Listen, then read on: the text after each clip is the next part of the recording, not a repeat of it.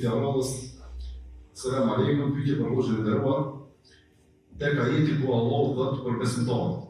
Dhe thuaj besimtarëve t'i ulin shikimet e tyre nga ndaluar. Çfarë është ndaluar për femrën që ajo të shoh? Siç dihet që për moshën është ndaluar shikimi i gjinisë femërore. Po për femrat është haram shikimi i gjinisë maskullore, Allahu shpërblet. Aleikum assalam wa rahmatullahi wa barakatuh. Ajetin surën Nur, Allah subhanahu wa taala i urdhon edhe besimtarët që t'i ulin shikimet e tyre.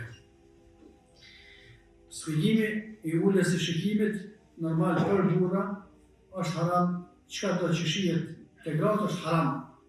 Për shkak se të hadithit të saktë që pejgamberi sallallahu alaihi wasallam ka thënë mëre aura gruaja komplet është haram më pa prej burrave të vujtë të cilët nuk e kanë familjar, nuk është mahrem i tyre.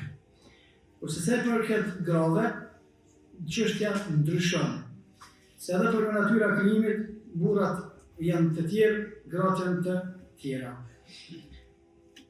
Te burrat është ndaluar prej kërthizës deri te gujt.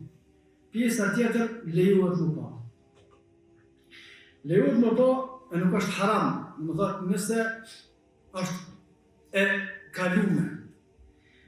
Kurse shpjegimin e kësaj ka ardhur kohën e sahabëve, të cilët kanë përmendur se shikimi haram nuk është shikimi i parë, por haram është shikimi për herën e dytë ose vazhdimi pastaj me shikuar. Do thonë, nëse e shefni gruan i burr, normal, kur gjë. Apo kur do më kthy qafën të kthy të anëna të tjerë të shkon, kjo është haram.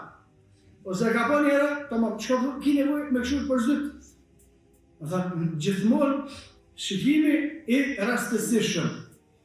Por gratë sa i përket burrave nuk është haram prej kërthizës deri te gjujt, pjesa tjetër është halal.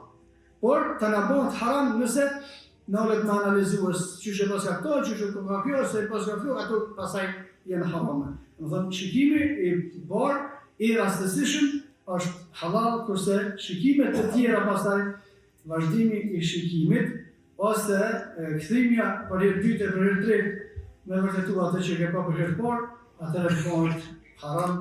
Wallahu a'lam.